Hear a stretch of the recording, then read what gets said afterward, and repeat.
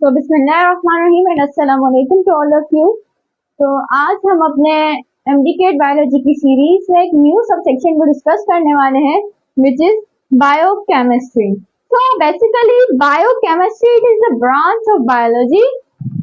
अभी आप देख सकते हो इसमें बायो यानी इसमें लाइफ का भी डिस्कस किया जाएगा और अबाउट द सम केमिस्ट्री भी डिस्कस की जाएगी। अब बेसिकली व्हाट इज बायोकेमिस्ट्री, तो इसमें आप इसको ऐसे भी बोल सकते हो, it is the study of chemical compounds and chemical process in living organisms.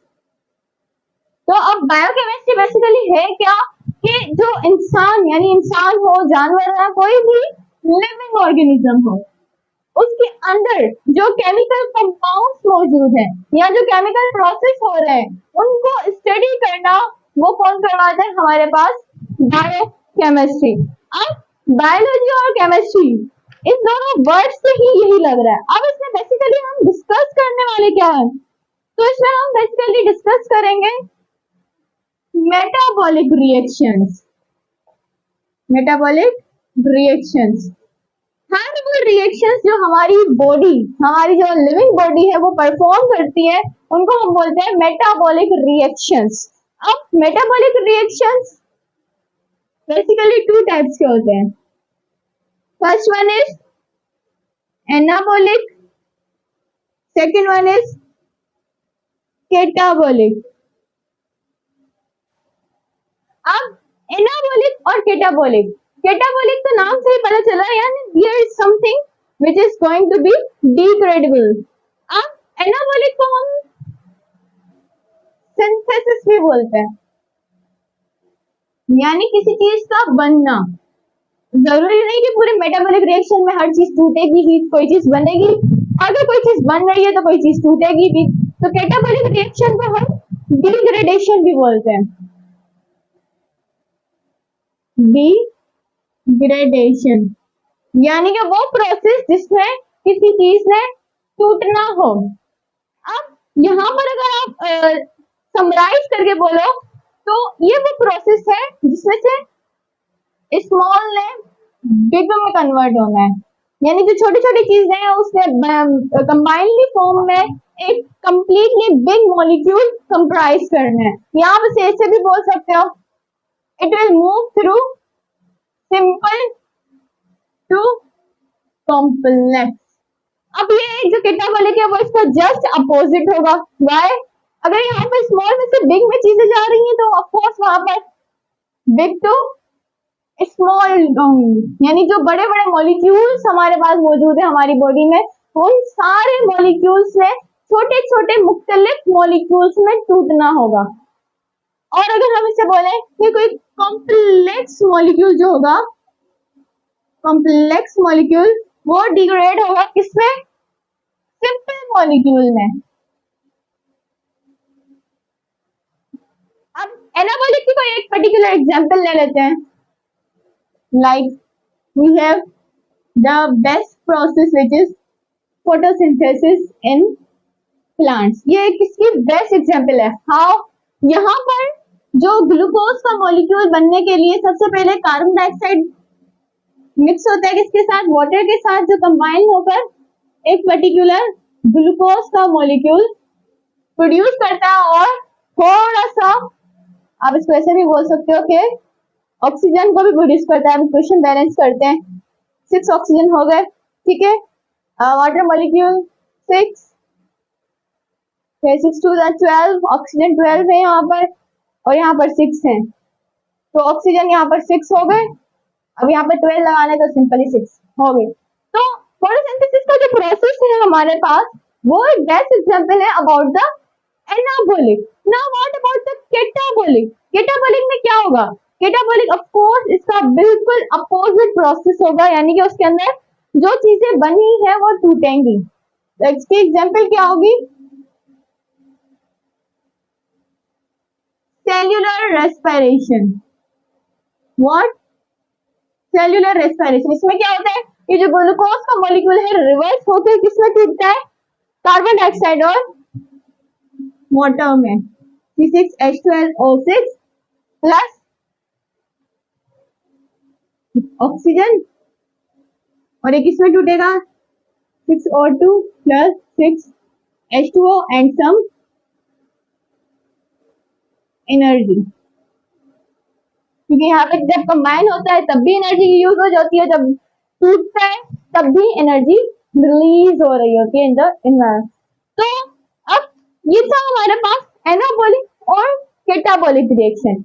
अब ये सारे हमने केमिकली प्रोसेस का एक ओवरव्यू देखा। Now we will discuss this topic in the nitty-gritty। So now we are going to discuss about the organic molecules। अब organic molecules की बात आती है तो सबसे पहली बात जो आती है वो आती है कार्बन की, because carbon is the central element of organic molecule। अब कार्बन को डिस्कस करते हैं।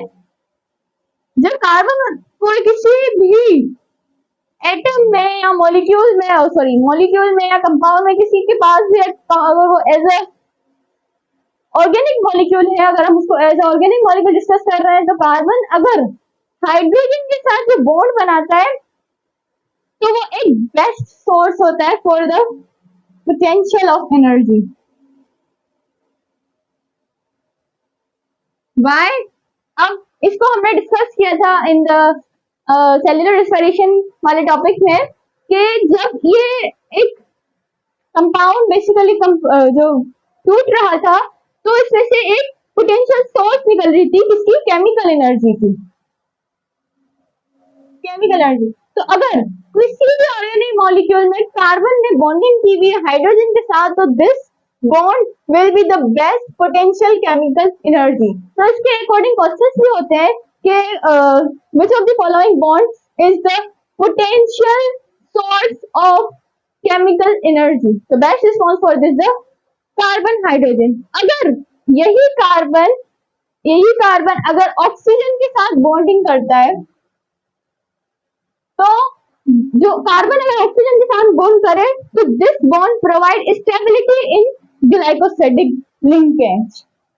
ये क्या प्रोवाइड करता है, स्टेबिलिटी प्रोवाइड करता है, यानी उस मॉलिक्यूल को पर्टिकुलर स्टेबल बना देता है इन द ग्लाइकोसिडिक लिंकेज। अब इस ग्लाइकोसाइडिक लिंकेज को हम अपने मॉलिक्यूल्स में डिस्कस करेंगे कि ये लिंकेज बेसिकली होती क्या है। और अगर in case this carbon makes the bond with the nitrogen in the any organic molecule, so this will represent itself as the peptide bond। अगर कार्बन का नाइट्रोजन के साथ बॉन्ड है तो ये खुद को रिप्रेजेंट करेगा as the peptide bond formation. अगर ये कार्बन के साथ भी लिंकेज है, कार्बन के साथ लिंकेज होगा, तो this bond will provide skeletal support. एक उसकी स्केलेटन जो होती है ऑर्गेनिक मॉलिक्यूल्स की, तो वो बेसिकली कार्बन बॉन्ड होता है।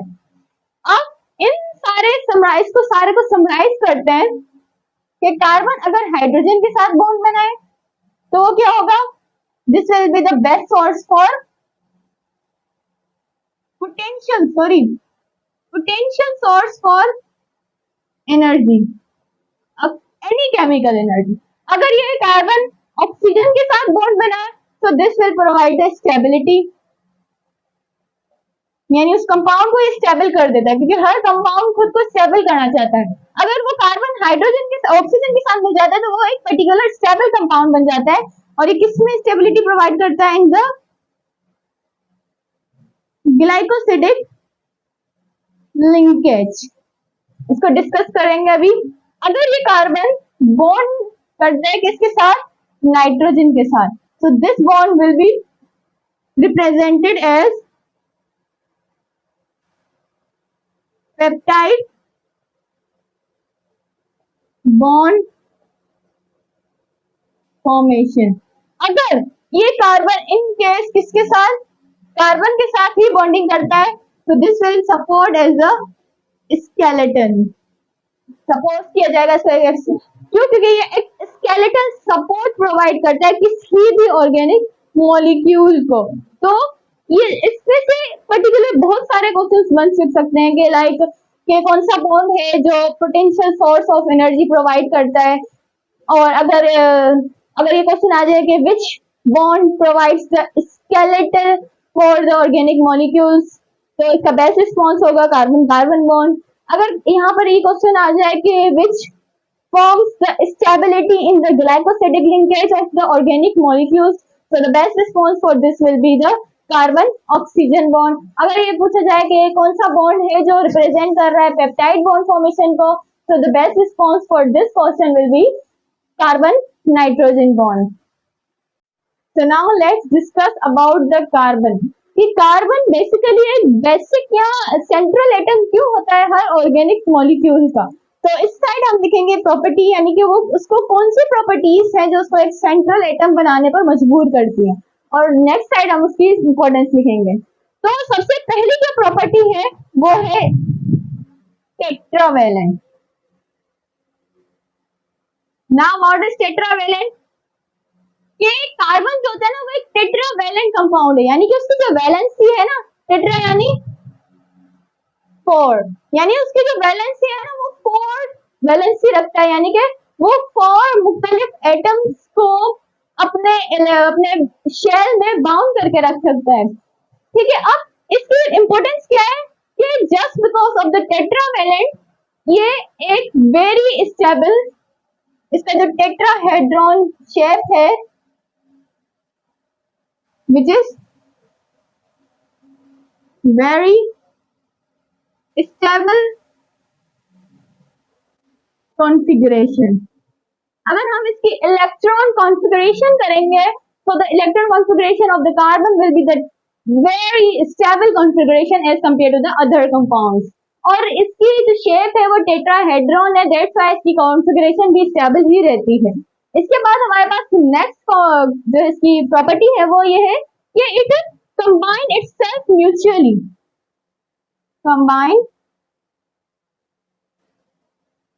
ये म्यूचुअली कंबाइन हो सकता है, यानी कि it will form covalent bond with other compound, mutually compound हो सकता है। अब या तो ये ब्रांच्ड होगा, ब्रांच्ड होगा, या ये अनब्रांच्ड होगा, अनब्रांच्ड। ठीक है, या तो ये एक पर्टिकुलर रिंग फॉर्म करेगा, या ये पर्टिकुलरली एक आप बोल सकते हो कि एक चेन फॉर्म कर लेगा। So why? Because it combine itself mutually. तो इसकी जो एक इंपॉर्टेंस की बात करें हम, तो ये एक प्रोवाइड करता है, एक पूरा एक बेसिक स्केलेटन प्रोवाइड करता है, ये basic skeleton to any organic molecule। अब इसकी थर्ड प्रॉपर्टी की बात में डिस्कस करें तो it combine with other elements, ये काफी सारे एलिमेंट्स के साथ कंबाइन हो सकता है ताकि वो एक वेराइटी ऑफ कंपाउंड्स को प्रोड्यूस कर सके। इट कंबाइन विद अदर्स, यानी कि इसकी इतनी कोई खास डिमांड नहीं है कि I don't want to be the part of this compound या दिस कंपाउंड, तो ये किसी भी एलिमेंट के साथ इजीली कंबाइन हो जाता है। क्यों? क्योंकि ये एक टू प्रोड्यूस अ वेराइटी